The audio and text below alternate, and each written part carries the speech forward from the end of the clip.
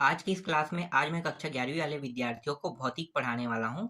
तो भौतिक में हम अध्याय 2 को पढ़ने वाले हैं। अध्याय 2 के जिस टॉपिक से हमने छोड़ा था वहीं से आगे हम बढ़ने वाले हैं। तो चलो शुरू करते हैं। तो आज की इस क्लास में हम पढ़ने वाले हैं एसआई पद्धति के लाभ पढ़ने वाले हैं। एसआई पद्धति का लाभ क्या होता है? तो देखो, एसआई पद्धति के लाभ में कुछ बिंदु पॉइंट दिए हुए हैं, उनको आपको पढ़ना है। तो यहाँ पे पहला जो बिंदु पॉइंट है वो क्या है? पहला है, इस पद्धति में भौतिक राशि का एक ही मात्रक होता है। अब यहाँ पे क्या कहा है? एक मात्रक। देखो, भौतिक राशि का एक मात्रक होता है। कैसे? जैसे कि देखो, यहाँ पे मैं एग्जांपल भी लेके आया हूँ। यहाँ पे यांत्रिक है, उष्मा है और विद्युत है।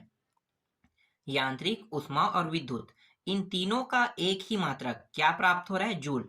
यांत्रिक का भी मात्रक जूल होगा, उष्मा का भी मात्रक जूल होगा और विद्युत का भी मात्रक जूल होगा। लेकिन सीजीएस पद्धति में ऐसा नहीं होता है। सीजीएस पद्धति में क्या होता है? यांत्रिक का मात्रक और उष्मा का मात्रक और विद्युत का मात्रक, तीनों का मात्रक अलग अलग होता है। जैसे यांत्रिक का यहाँ पे जूल, उष्मा का कैलोरी और विद्युत का वाट होता है। इसी तरह से सीजीएस में भी इसी तरह से एमकेएस में भी यांत्रिक, उष्मा और विद्युत का मात्रक अलग अलग होगा। सिर्फ एसआई पद्धति में तीनों का मात्रक क्या होता है? एक ही होता है। जैसे कि यांत्रिक, उष्मा और विद्युत, तीनों का मात्रक क्या प्राप्त हुआ? जूल प्राप्त हुआ। ये पहला लाभ था, समझ में आया? चलो दूसरा लाभ देखते हैं। एसआई पद्धति के दूसरा लाभ क्या है? तो देखो, यहाँ पे सीजीएस और एमकेएस की भांति एसआई पद्धति भी दार्शनिक पद्धति है। ये दार्शनिक पद्धति का मतलब क्या है? दार्शनिक पद्धति का मतलब है 10, हर एक में 10 आना। देखो, यहाँ भी 10 है, यहाँ भी 10 है, यहाँ भी 10 है, लेकिन घात जो है वो अलग अलग प्राप्त हो रहा है। तो घात से हमें कोई लेना देना नहीं। हमें क्या देखना है? हमें यहाँ पे 10 को देखना है। 10 यहाँ भी 10 है, यहाँ भी 10 है। इसी 10 को हम कहते हैं दार्शनिक पद्धति। क्या कहते हैं? दार्शनिक पद्धति। समझ में आ गया? तो इसी तरह से सीजीएस, एमकेएस की भांति एसआई पद्धति भी क्या है? दार्शनिक पद्धति है। ये दूसरा लाभ था। तीसरा लाभ देखें। अब यहाँ पे देखो, तीसरा लाभ देखते हैं। तीसरा लाभ में देखो, इस पद्धति में सभी व्युत्पन्न मात्रक, मूल मात्रक और पूरक मात्रक, ये सभी गुणा और भाग द्वारा प्राप्त किए जा सकते हैं। सभी के सभी मात्रक किसके द्वारा प्राप्त किए जा सकते हैं? गुणा और भाग के द्वारा प्राप्त किए जा सकते हैं। कैसे? देखो, यहाँ पे ये है लंबाई, ये मूल मात्रक है। हम इस लंबाई से हम व्युत्पन्न मात्रक निकालते हैं। तो देखो, लंबाई का अगर मैं 2 बार गुणा कर देता हूँ, लंबाई गुणित लंबाई, तो क्या प्राप्त होगा? क्षेत्रफल प्राप्त हो गया। अब क्षेत्रफल जो है वो क्या है? क्षेत्रफल जो है वो व्युत्पन्न मात्रक है। व्युत्पन्न मात्रक क्यों है? क्योंकि ये लंबाई से ही प्राप्त हुआ है। लंबाई का जब हम 2 बार लंबाई को गुणा करेंगे तो क्या प्राप्त होगा? क्षेत्रफल। इसका मतलब ये व्युत्पन्न मात्रक है और ये मूल मात्रक है। अगर मुझे पुनः मूल मात्रक प्राप्त करना है क्षेत्रफल से, तो फिर कैसे प्राप्त करूंगा? तो यहाँ पे देखो, साइड में यहाँ पे है क्षेत्रफल, क्या होता है? लंबाई गुणित लंबाई होता है। तो 2 लंबाई हो गया और एक लंबाई का अगर मैं इसके साथ भाग दे देता हूं, तो यहाँ पे ये लंबाई और ये लंबाई कट गया, बचा क्या? एक लंबाई बचा। तो ये जो एक लंबाई बचा है वो क्या है? मूल मात्रक है। तो इस तरह से हम गुणा करते हैं तो हमें क्या प्राप्त हो गया? गुणा करने से हमें यहाँ पे व्युत्पन्न मात्रक प्राप्त हुआ, और व्युत्पन्न मात्रक में यहाँ पे हमने जैसे ही भाग दिया तो हमें पुनः क्या प्राप्त हो गया? मूल मात्रक प्राप्त हो गया। तो इस तरह से जितने भी मात्रक है वो गुणा या भाग के द्वारा प्राप्त किए जाते हैं। तीसरा भी आपको समझ में आ गया लाभ। चलो चौथा लाभ देखते हैं। चौथा लाभ में देखो, यहाँ पे यह सभी अंतर्राष्ट्रीय स्तर पर मान्य है। इसका मतलब क्या होता है? इसका मतलब ये होता है कि इंडिया में अगर 1 किलो का बाट यहाँ पे चल रहा है तो वही 1 किलो जो है वो अन्य कंट्रियों में भी चलेगा। कैसे? देखो, यहाँ पे जो बाट है वो लोहे का है। जरूरी नहीं है कि अन्य कंट्री में जो बाट रहेगा वो लोहे का रहेगा, लेकिन वजन जो है वो सेम रहेगा। अगर यहाँ पे वजन 1 किलो है तो वो अन्य कंट्रियों में भी वजन जो है वो 1 किलो ही रहेगा। तो इसको हम क्या कहते हैं? इसको हम कहते हैं अंतर्राष्ट्रीय स्तर पर मान्य कहते हैं। तो चौथा लाभ भी आपको पता चल गया। अब हम नए टॉपिक को पढ़ने वाले हैं। तो अगला टॉपिक देखो, यहाँ पे है यथार्थता दिया हुआ और परिशुद्धता दिया हुआ है। ये क्या होता है? तो यहाँ पे इसके कुछ परिभाषा दिए हैं, उसको देख लेते हैं। फिलहाल इसको मुझे बताने की जरूरत तो नहीं था, फिर भी मैं यहाँ पे परिभाषा लेके आया हूँ, क्योंकि ये जो पॉइंट है ना, यथार्थता, ये पूरा का पूरा, ये जो एग्जाम्पल है, ये पूरा पूरा आपको समझा देगा। फिलहाल हम लोग इसके परिभाषा को पहले देख लेते हैं। तो परिभाषा क्या है? जब किसी भौतिक राशि का मापित मान उसके वास्तविक मान के अत्यधिक निकट होता है तो मापन की यथार्थता अधिक होती है। अब ये जो कह रहा है, ये क्या कह रहा है? तो इसको जानने के लिए हम इस चित्र को देखेंगे। पहले हम परिशुद्धता को भी देख लेते हैं, उसके बाद हम इसको जानेंगे। तो परिशुद्धता क्या होता है? जब भौतिक राशि अधिक विभेदन या सीमा तक मापी जाती है तो मापन की परिशुद्धता अधिक होती है। मापन की परिशुद्धता मापक यंत्रों के अल्पतमांक पर निर्भर करता है। अब ये जो दोनों पॉइंट कह रहा है ना, ये क्या कहना चाह रहा है? समझ में तो नहीं आया होगा। चलो मैं आपको समझाता हूँ। यहाँ पे चित्र देखो, यहाँ पे ये जो चित्र है ये गोले का चित्र है और इसका व्यास यहाँ पे दिया हुआ है 1.635 सेंटीमीटर दिया हुआ है। अब यहाँ पे हम ऐसे यंत्र लेते हैं जिसका अल्पतमांक 0.01 है। ठीक है, क्या है? 0.01, ये वाला हम ले रहे हैं। अल्पतमांक इतना है। अल्पतमांक का मतलब होता है ये त्रुटि है। क्या है? त्रुटि। हम जिस भी यंत्र का उपयोग कर रहे हैं उसमें कितना त्रुटि है? त्रुटि जो है वो 0.01 त्रुटि है। ये 1 का मतलब होता है 10 का अंतर होना। ठीक है, 1 का मतलब क्या होता है? यहाँ पे 10 का अंतर होना। तो उसमें त्रुटि कितना है? 0.01 की त्रुटि है। तो हम क्या करेंगे, जब हम इसका माप करेंगे उस यंत्र से, तो यंत्र से हमारा जो मान आया है वो कितना आ रहा है? 1.62 यहाँ पे इसका मान आ रहा है। अब हम अगर त्रुटि को जोड़ देंगे तो ये मान पूरा का पूरा इतना प्राप्त हो जाएगा। समझ में आ रहा है? इतना प्राप्त हो जाएगा। लेकिन त्रुटि को हम अभी जोड़े नहीं, हमने क्या किया? त्रुटि के साथ घटा दिया है। तो हमारा जो मान आया है वो कितना है? 1.62 सेंटीमीटर आया है। ये क्या कहलाता है? ये कहलाता है यथार्थता कहलाता है। यथार्थता जो है, वास्तविक मान जितना मापित मान के करीब होगा। ठीक है, ये वास्तविक मान कितना है? 1.635 है। अब इसके करीब कितना है? 1.62 है। ठीक है, इसके करीब है। जितना करीब है उतना ही यथार्थता अधिक होगा। समझ में आ गया? अब परिशुद्धता को देखते हैं। परिशुद्धता को आप इस प्रकार से समझो। इसके लिए मैं एक नया अल्पतमांक लेके आया हूं। ये अल्पतमांक जो है वो 0.001 है। मतलब यहाँ पे ये जो अल्पतमांक है उससे भी कम है। ये 10 पॉइंट तक के क्या दे रहा है? त्रुटि दे रहा है। ये सिर्फ 1 पॉइंट ही त्रुटि दे रहा है। ठीक है, 0.001 का मतलब क्या है? 1 पॉइंट का त्रुटि देना, और इसका मतलब है 10 पॉइंट तक के त्रुटि देना। तो ये 1 पॉइंट त्रुटि दे रहा है।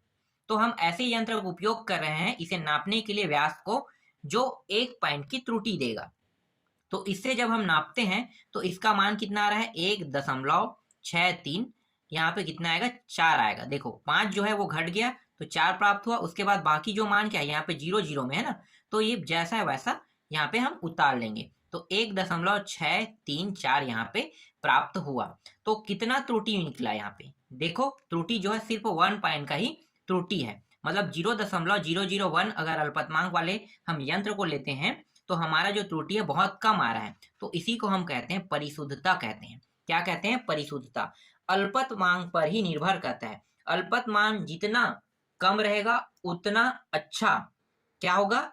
मतलब शुद्ध मान प्राप्त होगा, और जितना अधिक होगा उतना वो विशुद्ध मान प्राप्त होगा। मतलब त्रुटि बढ़ते जाएगा तो मान भी क्या है? विशुद्ध प्राप्त होगा, और त्रुटि कम होने पर मान जो है वो शुद्धता प्राप्त करते जाएगा। तो इस तरह से यथार्थता समझ में आ गया और परिशुद्धता भी आपको समझ में आ गया। चलो अब आगे देखते हैं नए टॉपिक को। अगला जो टॉपिक है हमारा वो है मापन में त्रुटियां हैं। अब मापन में त्रुटियां को देख लेते हैं। तो यहाँ पे देखो मापन की त्रुटियां क्या होती है, इसकी परिभाषा है मापन की अनिश्चितता को ही मापन की त्रुटियां कहते हैं। इसे 2 वर्गों में विभक्त किया है। पहला है क्रमबद्ध त्रुटि और दूसरा है यादृच्छिक त्रुटि है। तो यहाँ पे क्रमबद्ध त्रुटि को पहले देखेंगे क्योंकि इसके बहुत सारे, यहाँ पे देखो इसके बहुत सारे क्या है और प्रकार है इसके अंदर में। तो पहले क्रमबद्ध त्रुटि को देख लेते हैं। क्रमबद्ध त्रुटि का मतलब क्या होता है? क्रमबद्ध त्रुटि का मतलब होता है बनावट में या फिर बनाते बनाते किसी चीज को वहीं पे छोड़ देना, अपूर्ण करना, मतलब आधे में ही छोड़ देना, ये भी क्या होता है? ये भी त्रुटि ही है।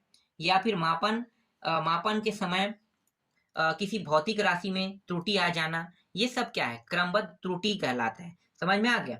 बनावट में भी त्रुटि होना, या फिर उस चीज को जिसमें हम नाप रहे हैं उसी को हम अधूरा बनाए हैं या फैक्ट्री में अधूरा बना देते हैं, तो ये सब क्या है, ये क्रमबद्ध त्रुटि कहलाता है। समझ में आ गया क्रमबद्ध त्रुटि।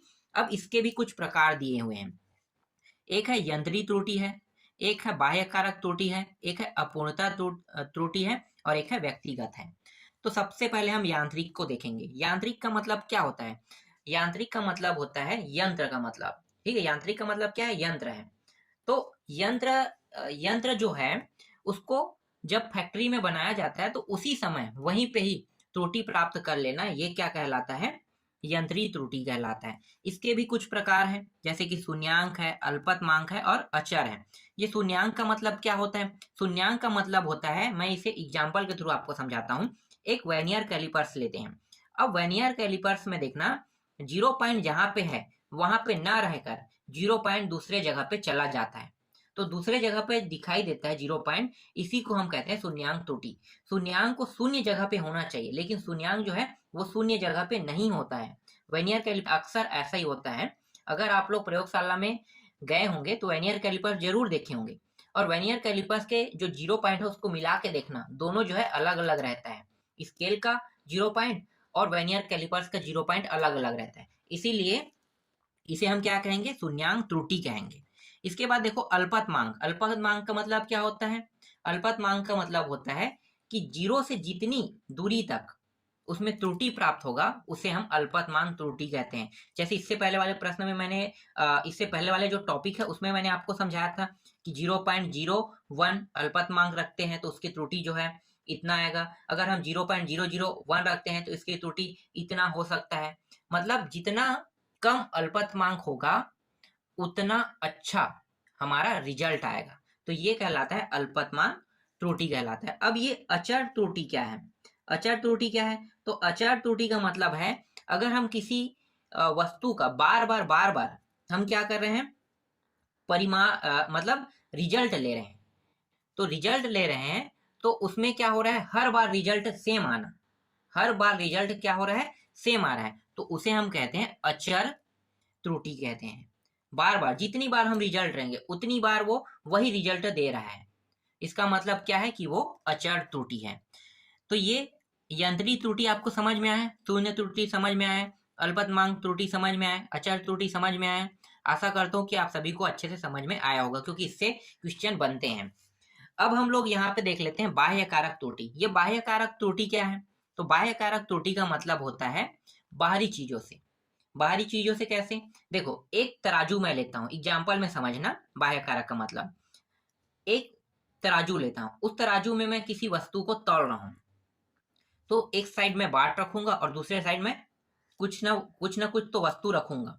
अब यहाँ पे क्या होगा कि हवा तेज है या दबाव ज्यादा है, तो क्या होगा, 1 किलो के बार जो है या तो अधिक सेव लेगा, जो जो भी चीज हो, चाहे मैं सेव तोल रहा हूँ या अदर कुछ भी चीज तोल रहा हूँ, तो चलो मान लो सेव तोल रहा हूँ, तो सेव को मैं तोल रहा हूँ, तो हो सकता है सेव का जो वजन है वो हवा के कारण ज्यादा हो रहा होगा, या फिर हवा के कारण कम हो रहा है, दबाव के कारण ना। तो यहाँ पे क्या हो रहा है, ताप, दाब और वायु के कारण जो त्रुटि उत्पन्न होता है उसे हम क्या कहते हैं, बाह्य कारक त्रुटि कहते हैं। समझ में आया बाह्य कारक त्रुटि। इसके बाद देखो अपूर्णता क्या है, अपूर्णता त्रुटि है ना, उसको देख लेते हैं। तो क्या होता है, इसका मतलब ये होता है कि जो वस्तु हम बना रहे थे वो पहले ही आधा बना हुआ है, फैक्ट्री से जो वस्तु आ रहा है वो आधा ही बना हुआ, तो इसे हम कहते हैं अपूर्णता त्रुटि कहते हैं। इसके बाद व्यक्तिगत त्रुटि क्या होता है? व्यक्तिगत त्रुटि का मतलब होता है, हम जब किसी वस्तु का रिजल्ट ले रहे थे उस समय हमसे कुछ गलतियां हो गई, तो गलतियां होने से वहां पे जो रिजल्ट हमें प्राप्त हुआ है वो गलत प्राप्त हुआ है, तो इसे हम कहते हैं व्यक्तिगत त्रुटि, जो हमारे द्वारा हुआ है, तो इसे हम क्या कहेंगे, व्यक्तिगत त्रुटि कहेंगे। इसके बाद देखो यहाँ पे है यादृच्छिक त्रुटि है। ये यादृच्छिक त्रुटि क्या होता है, जब हम किसी वस्तु का रिजल्ट लेते हैं, तो रिजल्ट लेते हैं तो वहां पे बार बार मान जो है वो अलग अलग प्राप्त होना, हर बार अलग प्राप्त होना, ये कहलाता है यादृच्छिक त्रुटि। तो यहाँ पे देखो यादृच्छिक त्रुटि आपको समझ में आया। यादृच्छिक त्रुटि में क्या है कि हर बार रिजल्ट जो है वो क्या होगा, अलग अलग प्राप्त होना। यहाँ पे देखो अचर त्रुटि और यादृच्छिक त्रुटि में अंतर देखो क्या है कि अचर त्रुटि है बार बार वही मान प्राप्त होता है, लेकिन यादृच्छिक त्रुटि में क्या होता है, बार बार जितनी बार भी हम परिणाम लेंगे उतनी बार हर बार अलग मान ये हमें देगा, और ये हर बार एक ही मान देगा। मान लो ये 5 दे रहा है तो 5 मान आएगा, और ये मान लो यहाँ पे एक बार 5, एक बार 4, एक बार 3, एक बार 2, एक बार 1, इस तरह से प्राप्त हो रहा है। ये कहलाता है यादृच्छिक त्रुटि कहलाता है। हर बार अलग अलग जो है मान हमें दे रहा है वो क्या कहलाएगा, यादृच्छिक त्रुटि कहलाएगा। तो इस तरह से यहाँ पे मापन में जो त्रुटियां है उसको मैंने आप लोगों को समझा दिया। चलो आगे देखें। इसके बाद देखो त्रुटियों को व्यक्त करना देख लेते हैं। तो त्रुटियों को व्यक्त कैसे करते हैं, तो देखो जो त्रुटि होते हैं ना उसको 3 रूपों में व्यक्त किया गया है। एक को हम कहते हैं निरपेक्ष कहते हैं, एक को अपेक्षिक कहते हैं, एक को हम प्रतिशत कहते हैं। यहाँ पे सबसे पहले हम निरपेक्ष को देखेंगे। निरपेक्ष क्या होता है, तो निरपेक्ष का मतलब होता है जो वास्तविक मान है। जैसे कि यहाँ पे देखो, मैं निरपेक्ष को आपको समझा रहा हूँ ना। यहाँ पे देखो ये क्या है, व्यास जो है ये वास्तविक मान है। इसका वास्तविक व्यास कितना है, 1.635 सेंटीमीटर, ये वास्तविक व्यास है। जब हम इसे मापन करते हैं तो मापन करते हैं तो इसका जो मान आ रहा है वो कितना आ रहा है, 1.62 आ रहा है। कितना आ रहा है, 1.62। यहाँ पे क्या आ रहा है, माप आ रहा है। तो देखो ये दोनों सेम है क्या, माप वास्तविक तो इतना है लेकिन मान कितना आ रहा है, इतना आ रहा है। तो यहाँ पे जो हम त्रुटि कर रहे हैं इसी को हम कहते हैं, क्या कहते हैं, निरपेक्ष त्रुटि कहते हैं। समझ में आ गया, निरपेक्ष त्रुटि। इसको व्यक्त कैसे करते हैं, तो देखो व्यक्त करते हैं। अब यहाँ पे इसे हम लिखते हैं इस तरह से, A mean A1 plus A2 plus A3 plus dot dot dot plus AN। ये पहला है मान है, ये दूसरा मान, ये तीसरा मान। इसी तरह से मान प्राप्त करते करते हम n तक के जाएंगे, और जितनी बार हम मान प्राप्त करेंगे उसे हम कहते हैं पदों की संख्या।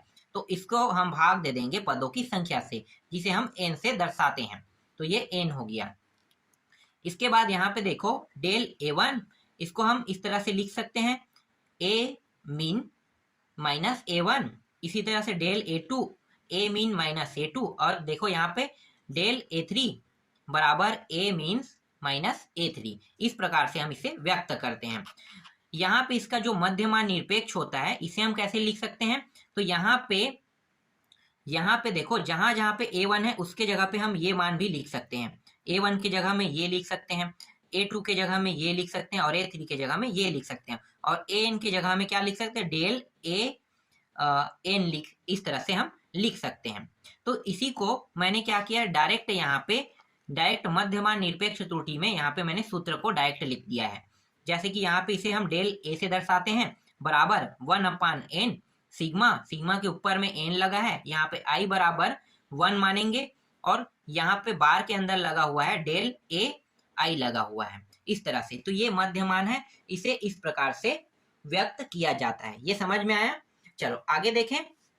अब देखो यहाँ पे है आपेक्षिक दिया हुआ है। ये आपेक्षिक क्या होता है, तो आपेक्षिक का मतलब होता है ये जो निरपेक्ष मान है ना, निरपेक्ष मान और वास्तविक मान, इसके जो अनुपात है उसको हम क्या कहते हैं, इसके अनुपात को ही हम आपेक्षिक मान कहते हैं। कैसे, तो देखो यहाँ पे निरपेक्ष मान क्या है पहले उसको आपको जानना होगा। तो निरपेक्ष मान का मतलब होता है वास्तविक मान और जो हम व्यक्तिगत माप, अभी जैसे मैंने आपको समझाया ना, यहाँ पे देखो निरपेक्ष मान, फिर से आते हैं। देखो ये वास्तविक मान है, और जब हम नापते हैं तो हमारा जो मान आ रहा है नापने पे कितना आ रहा है, 1.62 यहाँ पे प्राप्त हो रहा है। तो ये वास्तविक मान और ये व्यक्तिगत मान, मतलब हमारे द्वारा मापा जा रहा है। तो माप जिसका हम ले रहे हैं वो क्या होगा, व्यक्तिगत माप। तो ये वास्तविक माप में जब हम व्यक्तिगत माप को घटा देंगे और घटाने के बाद फिर से हम वास्तविक माप से भाग कर देंगे तो हमें प्राप्त हो जाएगा आपेक्षिक माप प्राप्त हो जाएगा। समझ में आ गया। चलो आगे देखें।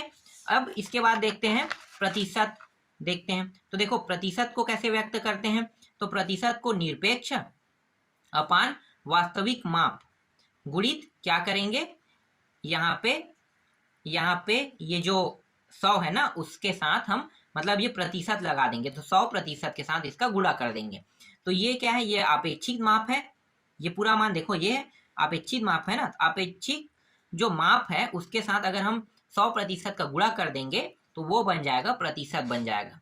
इसे हम व्यक्त करते हैं, इसे निरपेक्ष को हम डेल ए से व्यक्त करते हैं। देख सकते हो यहाँ पे ये रहा डेल ए से हमने व्यक्त किया था, तो यहाँ पे हम इसे डेल ए से व्यक्त करेंगे। इसके बाद ए मीन्स गुणित 100%, इस तरह से हम इसे लिखते हैं। तो इस तरह से मैंने आपको कुछ त्रुटियों के बारे में पढ़ाया और यहाँ पे ऐसा एक पद्धति के जो लाभ है उसके बारे में मैंने पढ़ाया। इसके बाद हम लोग नेक्स्ट वीडियो में कुछ नए टॉपिक को पढ़ेंगे।